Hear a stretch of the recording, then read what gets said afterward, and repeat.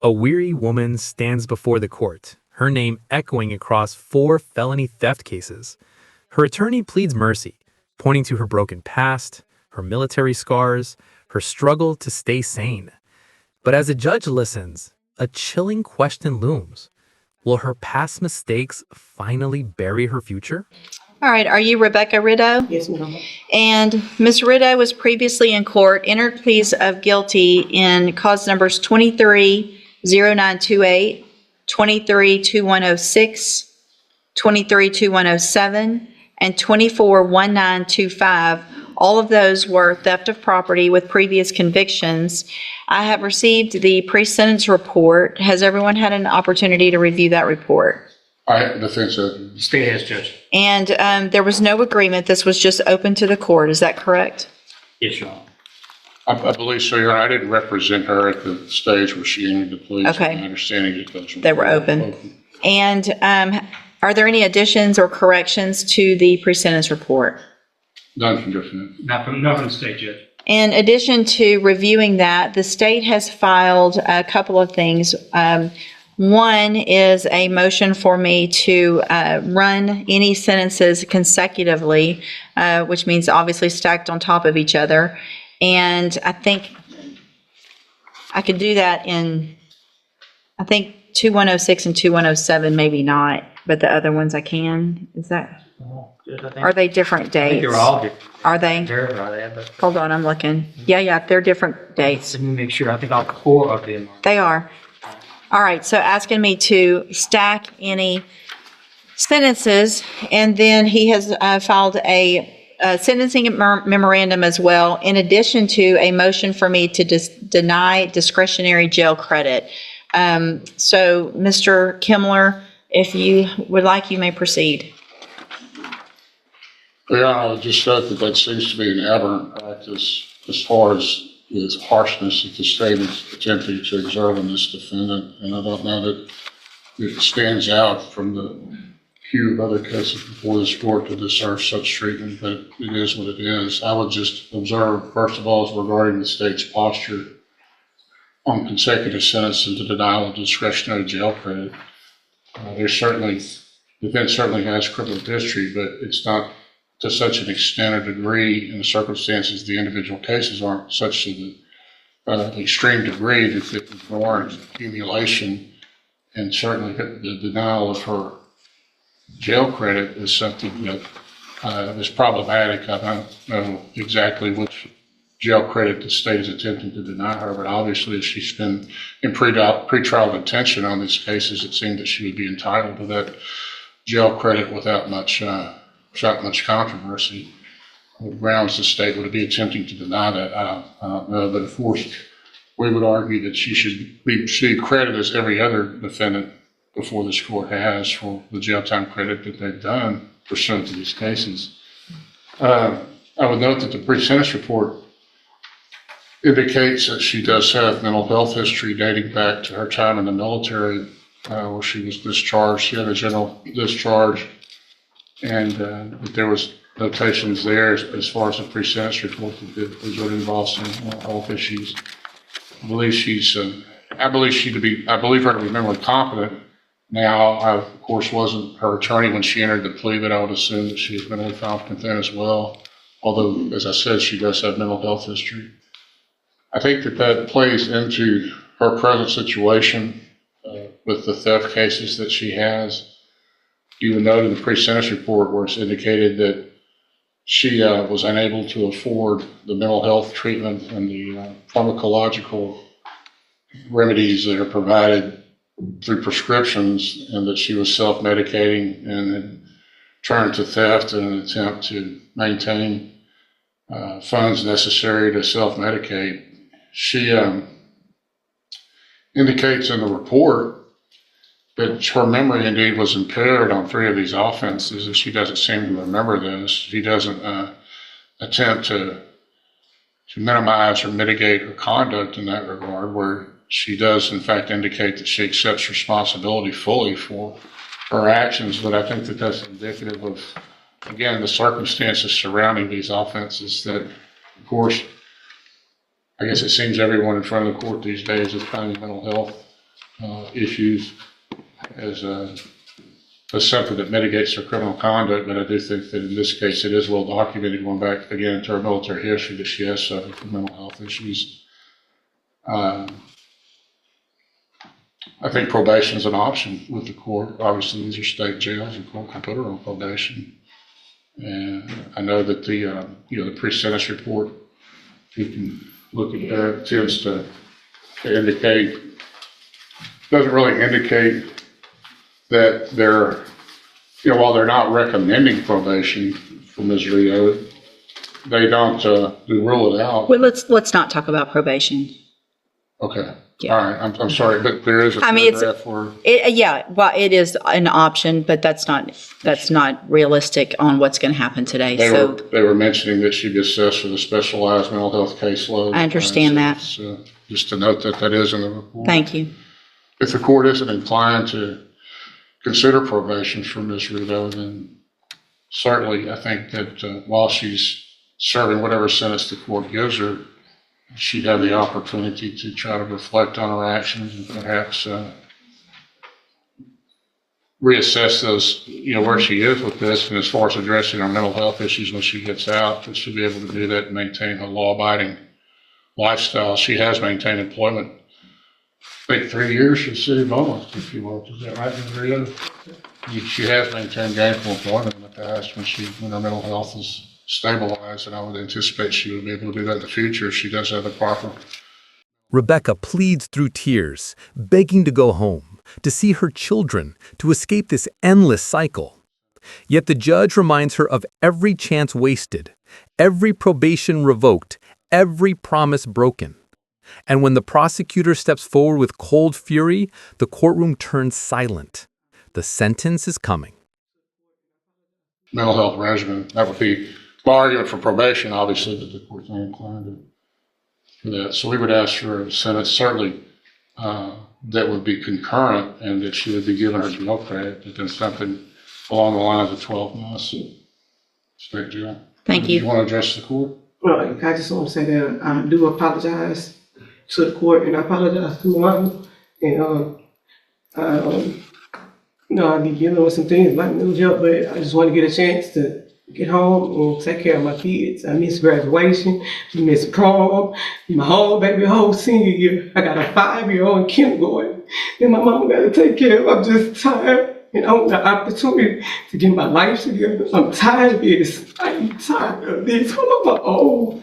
I miss my daughter's graduation. She spoke at Westbrook graduation. I was not there.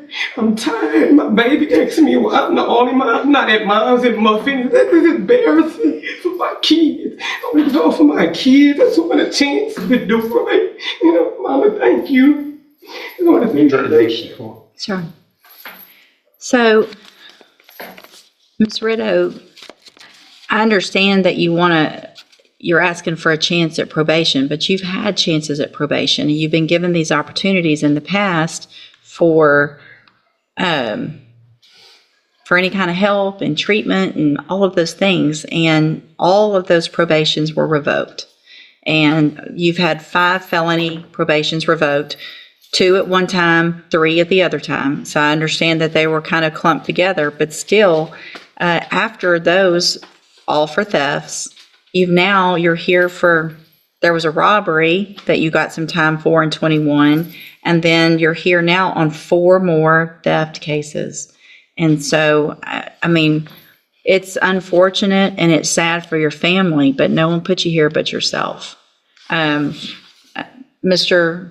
Judge, Coleman, I know what Yeah, you've essentially hit the things that I want to hit. That in addition to what I put in my sentencing memo, I won't belabor that, Judge. The only thing I would add is she says she's tired of this. I tell you who else is tired of this. It's our local store owners and business owners who are tired of people just walking in and taking what they want from them. She stole from a sporting goods store, from JCPenney, from another clothing store on a couple of occasions. They're tired of it too. They're the same old song.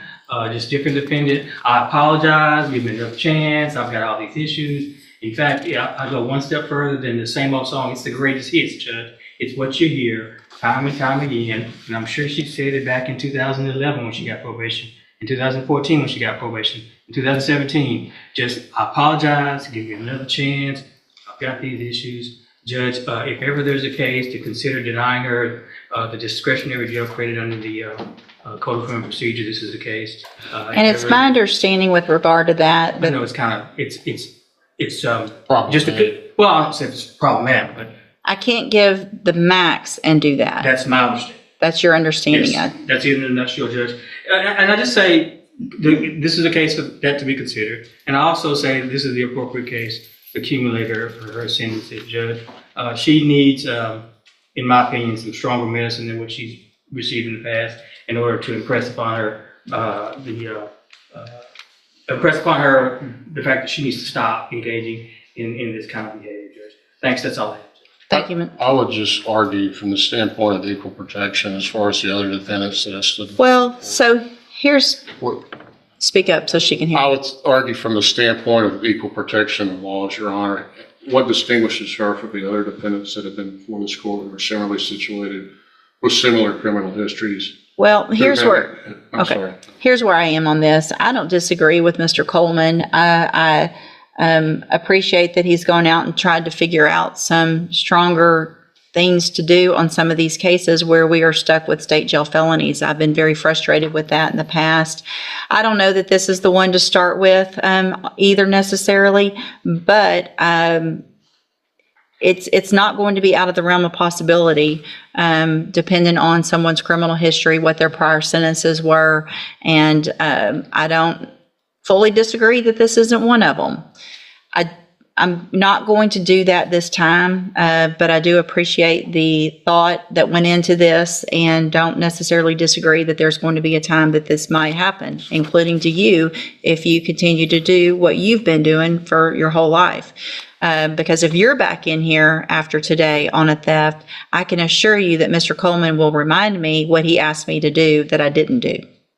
And I will on that. Do you understand? So if you want to be there for your kids, then you got to figure out something other than stealing. I'm going to find in all of your cases that you entered your pleas of guilty freely and voluntarily. In cause number 23, DCCR 0928, find you guilty of the state jail felony of theft of property. Sentence you to a term of 24 months in the state jail prison. You will receive credit on that sentence for any time that you've been in custody that the law gives you the right to receive. Cause number 23, DCCR 2106, find sufficient evidence to find you guilty and at this time find you guilty of theft of property. Sentence you to 24 months in the state jail prison. You will receive credit on that sentence for any time that you've been in custody that the law gives you the right to receive. Cause number 23, DCCR 2107, find sufficient evidence to find you guilty and at this time find you guilty of theft of property. Sentence you to a term of 24 months in the state jail prison. You will receive credit on that sentence for any time that you've been in custody that the law gives you the right to receive. Cause number 24, DCCR 1925, find sufficient evidence to find you guilty and at this time find you guilty of theft of property. Sentence you to a term of 24 months in the state jail prison. You will also receive credit on that sentence for any time that you've been in custody that the law gives you the right to receive. These cases, I am going to run them concurrently, which means together at the same time. Part of the reason I did the 24 months is because I'm going to see that when you come back, that this is the max on a state jail felony you can get. So next time, whoever's here, if it's me or someone else, is going to see that you have progressively gotten worse, your sentences have gotten worse, and when someone like Mr. Coleman files something asking that these run consecutive or that we deny credit, that's likely to happen. I'm handing you in all four of your cases the trial court certifications. These show that these were not agreements, and so you have not waived your right to appeal. You can talk to Mr. Kimler about that. I have also handed you a written admonishment regarding your ineligibility to possess a firearm or ammunition. Because of the judgments entered against you, possession of a firearm or ammunition could lead to charges against you. Firearm is a legal term, and you should read the written admonishment I provide you to see what devices qualify as a firearm. If you have questions about the laws that make you ineligible to possess a firearm or ammunition or about how long that lasts, you can talk to Mr. Kimler. Good luck to you, ma'am. You can go back with the bailiff. Thank you for... Rebecca Rido stands trembling before the court, a mother, a veteran, and a woman haunted by her own choices. Her past stretches across 4 theft cases, each one a fragment of a long descent. Her lawyer paints her story in soft tones: a life derailed by mental illness, a desperate struggle to self-medicate when help ran dry, and a series of mistakes born from survival, not malice. He begs the court to see the human behind the crimes, to give her one final chance at redemption. But the judge has seen her before. Probation's granted, probation's revoked. Every time, the same promises: I'll do better, I'll change. And yet, here she is again. The courtroom air grows heavy as Rebecca speaks, her voice cracking under the weight of lost years. She talks of her children: graduations missed, birthdays gone, a 5-year-old waiting at home. Her words are drenched in regret. Then the prosecutor steps forward, his tone cutting through her tears. She says she's tired of this, he says coldly. So are the store owners who keep being robbed. His words land like blows, stripping away sympathy and replacing it with hard truth. The judge's decision is measured yet final: 24 months for each case, served concurrently. A mercy wrapped in warding. If she returns, the next sentence will not be so kind. As Rebecca is led away, the courtroom falls silent, a space where justice meets exhaustion. And as the doors close behind her, one question lingers in the quiet: how many chances does it take for someone to finally change?